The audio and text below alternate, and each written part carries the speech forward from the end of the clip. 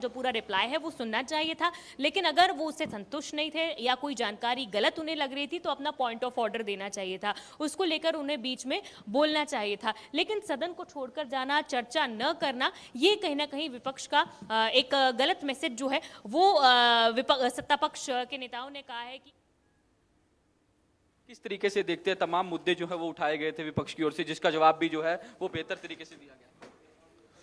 देखिए, आपके माध्यम से हमने पहले दिन ये बात कही थी कि ये पहले लोग कह रहे थे कि सेशन आएगा, हम अपने हल्के की ये वो सब प्रकार का होता ही है, नए विधायकों को भी अपना हर विधायक को होता है।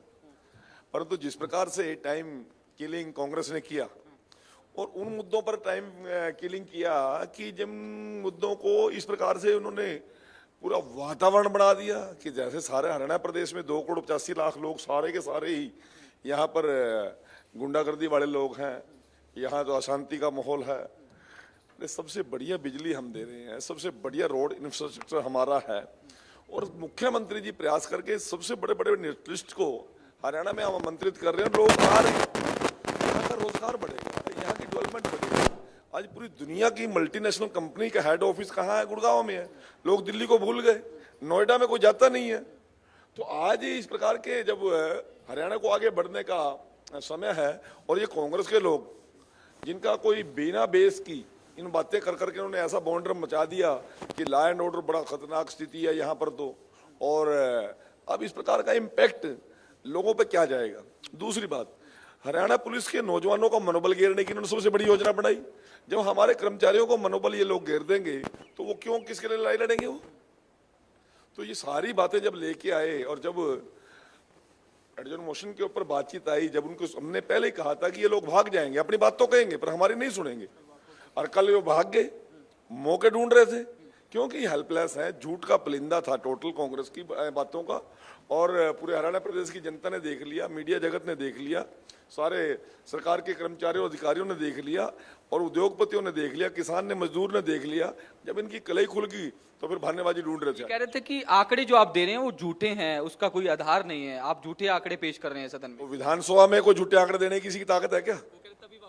नहीं, वो लोग सरकार चला के उन्होंने झूठे आंकड़े दिए थे क्या आज तक? ये लोग बिना वजह की बात कर रहे हैं, बिना सिर पैर की बात कर रहे हैं, आधारहीन बात कर रहे हैं। और मैं दूसरे शब्दों में कह रहा हूं, आज 125-150 साल पुरानी पार्टी है कांग्रेस, आज 10-11 महीने से नेता प्रतिपक्ष नहीं चुन सके, जिला अध्यक्ष की घोषणा की है वो भी नकली पकली कर दी। आज ये आधारहीन पार्टी, नेता विहीन पार्टी, नीति विहीन पार्टी, नेतृत्व विहीन पार्टी यदि कोई है तो कांग्रेस है। और यदि प्रमुख विपक्षी दल कांग्रेस की ये स्थिति है तो आप अंदाजा लगा सकते हो कि डेमोक्रेसी के अंदर का किस प्रकार का विश्वास हो। तो बिल्कुल हरियाणा सरकार में कैबिनेट मंत्री कृष्ण बेदी हैं, तमाम बातें जो हैं वो रखी गई है। साफ तौर पर कहना है कि विपक्ष जो है वो डरकर भाग गया। तमाम आंकड़े जो है वो कल काम रोको प्रस्ताव को लेकर दिए जा रहे थे तो विपक्ष जो है वो वॉकआउट कर गया, लेकिन सरकार की जो है वो सुनना नहीं चाहता। बिल्कुल साहिल, साक्षी आप बने रहेगा, आपके पास हम लौटेंगे। साहिल, कृष्ण बेदी से आप बात कर रहे थे, कुछ देर पहले साक्षी भी इसी बात का जिक्र कर रही थी कि विपक्ष के विधायकों को क्या सिर्फ विरोध करना है, मुद्दा कोई भी हो सिर्फ हंगामा करना है, सिर्फ विरोध करना है, क्या यही एक नीति है? और जैसा कि कृष्ण बेदी ने कहा कि ना कोई नीति है, ना कोई नेता इनका है, कोई विजन नहीं है, क्या इस तरह की चीजें विपक्ष के विधायकों को लेकर बनी इस सदन में, इस मानसून सत्र में? बिल्कुल विपक्ष के नेता को लेकर आज श्याम सिंह राणा की ओर से सवाल उठाए गए। उनका साफ तौर पर कहना था, जब हल्ला मच रहा था तो उनका साफ तौर पर ये कहना था कि इनका विपक्ष का नेता नहीं है, तभी कांग्रेस के ये तमाम विधायक जो है वो हल्ला कर रहे हैं। अगर विपक्ष का नेता होता तो इनको समझाकर बिठा देता। अब कृष्ण बेदी भी यही बात दोहरा रहे हैं कि विपक्ष का नेता ना होना और कांग्रेस का संगठन 11 साल बाद बनना, जिला अध्यक्षों की हाल ही में नियुक्ति हुई है, उनमें कोई तालमेल नहीं है। तो कहीं ना कहीं मैंने पहले भी इसका जिक्र किया था कि इस मुद्दे को भारतीय जनता पार्टी जो है बुनाने का काम करेगी, क्योंकि तीसरा सेशन है, इससे पहले 2 सेशन हो चुके हैं, तीसरा सेशन मानसून सेशन जो है वो हुआ है, इसमें भी नेता प्रतिपक्ष जो है वो पार्टी जो है वो नहीं चुन पाई। तो कहीं ना कहीं सवाल जो है वो कांग्रेस पर उठाए गए, संगठन को लेकर उठाए गए, और कांग्रेस की जिस तरीके से जो पहले सरकारें रही हैं 2005 से लेके 2009 तक, 9 से लेके 14 तक, जब पूर्व मुख्यमंत्री जो उस वक्त भूपेंद्र सिंह हुड्डा हरियाणा के मुख्यमंत्री थे, उनके कार्यकाल को लेकर सवाल जो है वो भारतीय जनता पार्टी उठा रही है कि उनके कार्यकाल में किस तरीके की स्थिति थी, चाहे वो लॉ एंड ऑर्डर की बात हो, चाहे वो और भी तमाम जिस तरीके से जो लैंड के स्कीम जो मामले चल रहे हैं, जिस तरीके से किसानों की जमीनें हड़प ली गई, ये तमाम मुद्दे जो है वो बुनाने का काम भारतीय जनता पार्टी की ओर से सदन के अंदर किया गया। तो तमाम मुद्दों को लेकर विपक्ष को भी घेरा जो है वो सत्ता पक्ष की ओर से गया और विपक्ष ने भी लगातार सरकार पर सवाल जो है वो उठाए। बने रहेगा साहिल। साक्षी का हम रुख कर रहे हैं। साक्षी, बिना नेता के विपक्ष के विधायकों का, कांग्रेस के विधायकों का सदन में होना, ये कितना ज्यादा कमजोर स्थिति विपक्ष की दर्शाता है? और जिस तरह से साहिल ने जिक्र किया कि कोई ठोस एक लाइन नहीं थी उनकी, हंगामा चल रहा था या सिर्फ विरोध हो रहा था, विपक्ष का नेता ना होना एक बहाना भी था सत्ता पक्ष के पास निशाना साधने का विपक्ष के विधायकों पर, सदस्यों पर, कि देखिए साहब, इतनी पुरानी पार्टी और आप लोग एक विपक्ष का नेता नहीं चुन पा रहे हैं, ये क्या दर्शाता है? बिल्कुल, देखिए इतनी पुरानी पार्टी जिस तरह से आपने जिक्र किया और इतने लंबे समय तक शासन करने वाली पार्टी, लेकिन आज जो है वो अपना विपक्ष का नेता नहीं चुन पा रही है। इससे साफ है, क्योंकि पूर्व में भी जब से हमने देखा है कि पिछले 11 सालों में भी कांग्रेस पार्टी अपना संगठन नहीं बना पाई थी। विपक्ष का नेता को तो चलो अभी 8-11 महीने हुए हैं कि वो नहीं चुन पा रही है। हालांकि ये भी अब तक का रिकॉर्ड है। पिछले अगर हरियाणा के इतिहास में अगर शुरुआत से देखें तो कई दशकों से भी हमेशा जब सरकारें बनी है तो 1 से 1.5 माह मैक्सिमम इतना टाइम लगा है जब नेता विपक्ष का चयन कर लिया गया है। चाहे वो आईएनएलडी की सरकार तब रही हो, कांग्रेस की सरकार रही हो, या भारतीय जनता पार्टी विपक्ष में रही हो, चाहे कोई भी पार्टी विपक्ष में रही हो, 1 से 1.5 महीने का समय सरकार बनने के बाद विपक्ष के नेता का चयन हो जाता है।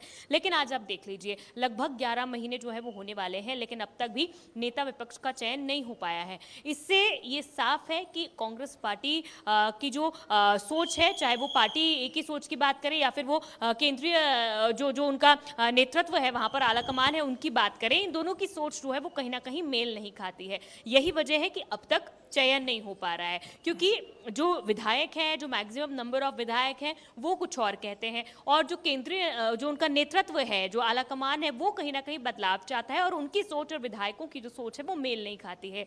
जब चयन प्रक्रिया हुई थी, पीसीसी की एक बड़ी मीटिंग भी हुई थी, सभी डेलीगेट्स आए थे, सेक्टर 9 स्थित जो कांग्रेस पार्टी का स्टेट दफ्तर है वहां पर मीटिंग हुई थी, और यहाँ पर एक लाइन का एक प्रस्ताव जो है वो लिखकर सभी विधायकों ने सर्वसम्मति से पास किया था। इस दौरान उन्होंने ये कहा था कि भाई जो हमारे आला कमान का फैसला होगा वो फैसला हमें मंजूर होगा, उस फैसले को हम मानेंगे, वो मान्य होगा। और इसी को लेकर जो है उन्होंने बिल्कुल, लेकिन अब तक भी इतना लंबा समय हो गया, जो उनकी आला कमान है वो तय नहीं कर पा रहे हैं, क्योंकि वो बदलाव चाहते हैं, और मैक्सिमम नंबर ऑफ विधायक जो है वो यही चाहते हैं कि जो उनके नेता है सदन, जो विपक्ष के नेता है वही। ठीक है साक्षी, आपको यहाँ पर रोकना चाहूंगा। साहिल के पास हम चल रहे हैं, साहिल बातचीत कर रहे हैं।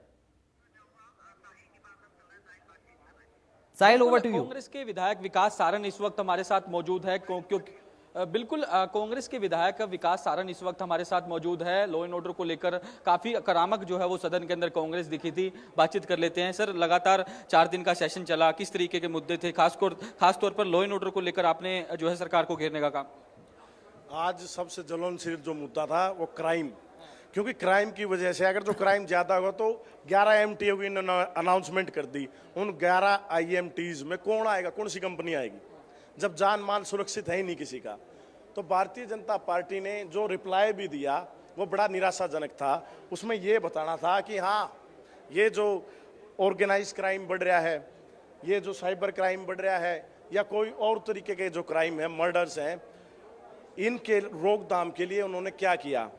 आज एक बहुत बड़ा मुद्दा है सोशल मीडिया का यूज़, जो बहुत तरीके से यूज़ किया जा रहा है, यूथ भी उससे इन्फ्लुएंस होता है। ये सारी चीज़ों के बारे में भारतीय जनता पार्टी ने बताना था, वो उन्होंने अपने रिप्लाई में नहीं बताया।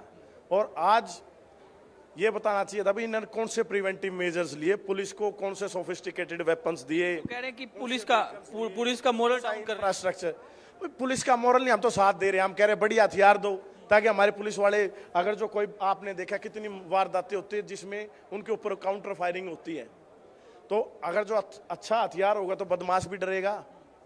अब आप एक छोटी सी बात को कहते हैं ना भाई, अगर जो भेड़ का शिकार करने जाओ तो शेर के हथियार होने चाहिए। तो ये छोटी सी बात है कि हमारी जो पुलिस है उसको अच्छे व्हीकल्स दो, अच्छी सर्वेलेंस की उनकी इक्विपमेंट्स होने चाहिए और साथ के साथ बढ़िया सोफिस्टिकेटेड वेपन्स होने चाहिए।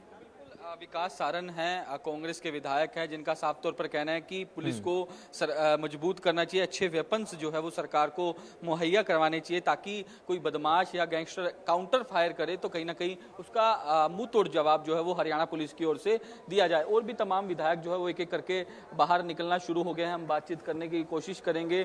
गीता भुक्कल भी अभी जो है कुछ ही मिनटों बाद हम उनसे बातचीत करने की कोशिश करेंगे। रणबीर गंगवा भी जो है वो अंदर मौजूद है, उनसे भी बातचीत करेंगे, क्योंकि लगातार तमाम जो कांग्रेस के विधायक हैं, बीजेपी के विधायक हैं, वो अपनी अपनी बातें जो है उनकी ओर से रखी जा रही है और साफ तौर पर जो है निशाना जो है वो साधा जा रहा है। बलराम दांगी इस वक्त हमारे साथ मौजूद हैं। सर, क्या कहेंगे? आप तो काफ़ी आक्रामक दिखे लॉ एंड ऑर्डर को लेकर, तमाम कांग्रेस के विधायक वॉकआउट भी किया शुरुआती तौर में, सदन की कार्रवाई भी 6 बार स्थगित करनी पड़ी। बिल्कुल, आज के टाइम पे सबसे बड़ा मुद्दा यही है कि हमारी कानून व्यवस्था के ऊपर, हमारी कानून व्यवस्था हरियाणा में बिल्कुल ख़त्म हो रखी है। उस बात के ऊपर हमारी बहन बेटियां शाम होने के बाद घर से बाहर नहीं निकल पाती। बदमाशों का इतना दबदबा बढ़ गया, वो किसी के जाके कनपट्टी पे बंदूक लगा के फिरौतियाँ मांगते हैं, धमकियाँ देते हैं। मतलब इतना बुरा हाल है। हमारे जो शराब के ठेके थे, जिससे हमारे मतलब इतना टैक्स आता है गवर्नमेंट को, वो भी नहीं उठा पाए। वहाँ पे भी जाके धमकियाँ दे दी, ठेकों के ऊपर जाके गोलियाँ चला रहे हैं कि भाई इस ठेके को अगर किसी ने लिया तो उसको गोली मार देंगे। तो ये कानून व्यवस्था बिल्कुल ख़त्म थी। हमने इतने ज़बरदस्त तरीके से अपना मुद्दा उठाया, लेकिन सरकार ने जब जवाब दिया, यही जवाब दिया कि आज से 11 साल पहले ये होता था, ये होता था, ये होता था, वो किया उसी टाइम को।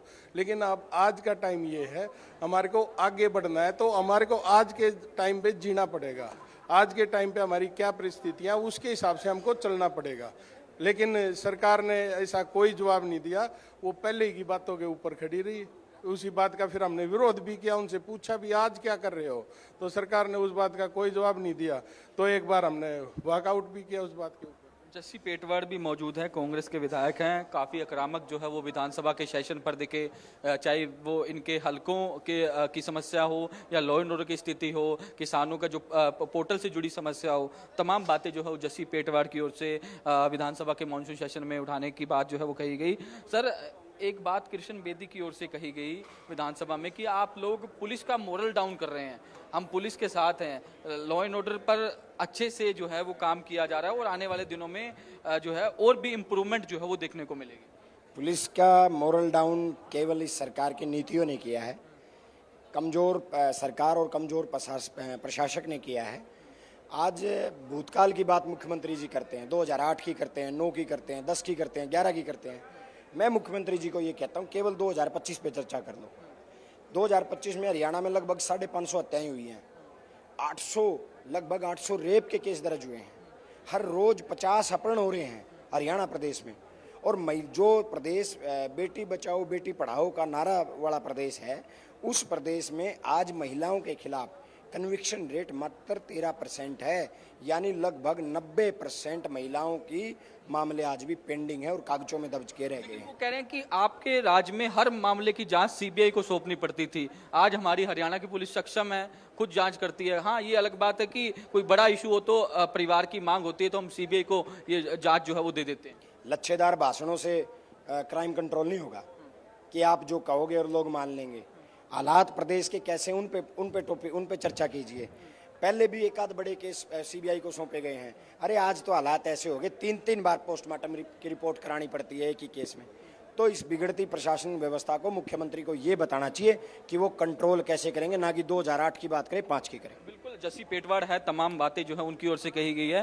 तो कैबिनेट मंत्री रणबीर गंगवा से हम बातचीत करने की कोशिश करेंगे, क्योंकि जिस तरीके से लगातार जो विपक्ष की ओर से सवाल उठाए जा रहे हैं उसका काउंटर भी जरूरी है, उसका जवाब जो है वो सत्ता पक्ष की ओर से क्या दिया जाता है। तो इसको लेकर भी हम अभी कुछ मिनटों बाद रणबीर गंगवा जो हरियाणा सरकार में कैबिनेट मंत्री हैं उनसे करेंगे, क्योंकि तमाम कांग्रेस के विधायक लगातार लॉ एंड ऑर्डर को लेकर बातचीत कर रहे हैं कि लॉ एंड ऑर्डर हरियाणा में ठीक नहीं है। हमने जब जवाब मांगा तो तो जवाब जो है वो ठीक ढंग से नहीं दिया गया। इस तरीके की बातें जो है वो लगातार उनकी ओर से कही गई हैं। तो रणबीर गंगवा इस वक्त हमारे साथ मौजूद है। सर, लगातार लॉ एंड ऑर्डर को लेकर बात कर रहे हैं विपक्ष के आपके साथी, लेकिन मुख्यमंत्री जी ने तमाम फैक्ट्स के साथ आंकड़े दिए कि किस तरीके की स्थिति जो है वो हरियाणा प्रदेश में है।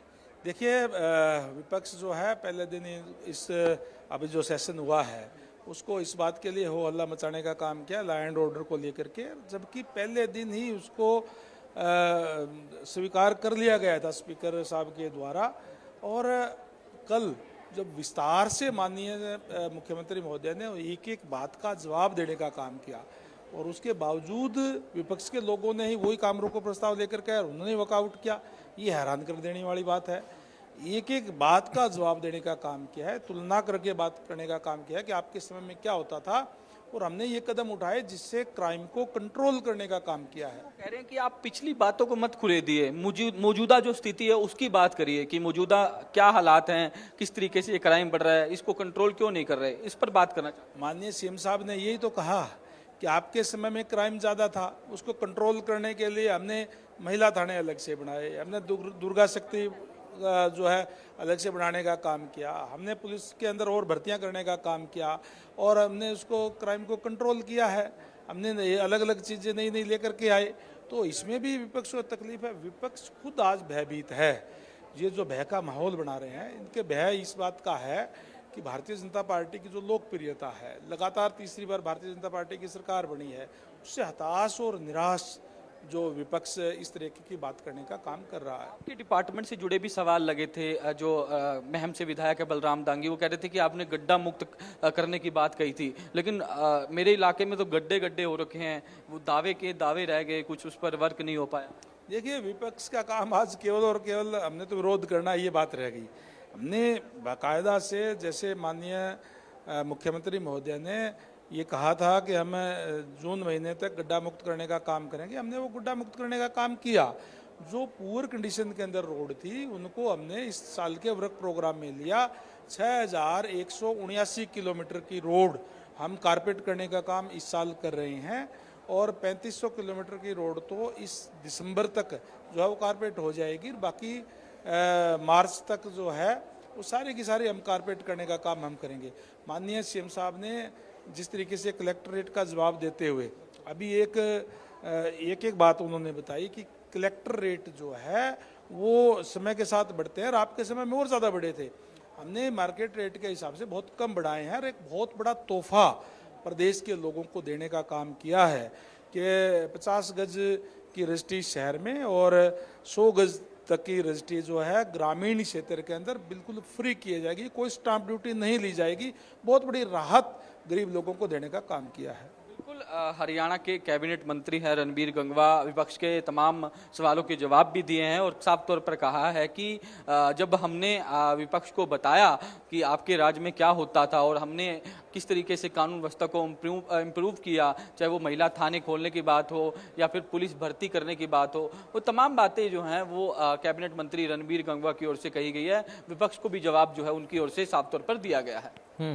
बिल्कुल साहिल, ये कह सकते हैं कि कानून व्यवस्था का मुद्दा जोर शोर से उठा, इसके अलावा कई सारे मुद्दे भी उठे और देखिए जल भराव की एक समस्या का भी मुद्दा सदन में इस बार रहा है। और हम खेल की बात करें, शिक्षा की बात करें, रोजगार की बात करें, ये तमाम मुद्दे सत्ता पक्ष और विपक्ष के विधायकों ने अपने अपने इलाकों से उठाए हैं। लेकिन जिस तरह का आरोप विपक्ष के विधायकों पर लगातार सत्ता पक्ष के विधायक लगा रहे हैं, वो अपने आप में एक बड़ी बात है कि कोई आधार नहीं है, बिना आधार के सिर्फ आरोप लगाए गए। बहुत शुक्रिया साहिल, आपका तमाम जानकारी। आप बने रहिएगा, आगे भी आपके जरिए हम विधायकों से उनकी बातचीत के जरिए जानेंगे उनकी राय इस मानसून सत्र को लेकर। साहिल आप बने रहिए, साक्षी आप भी बने रहिए। तो फिलहाल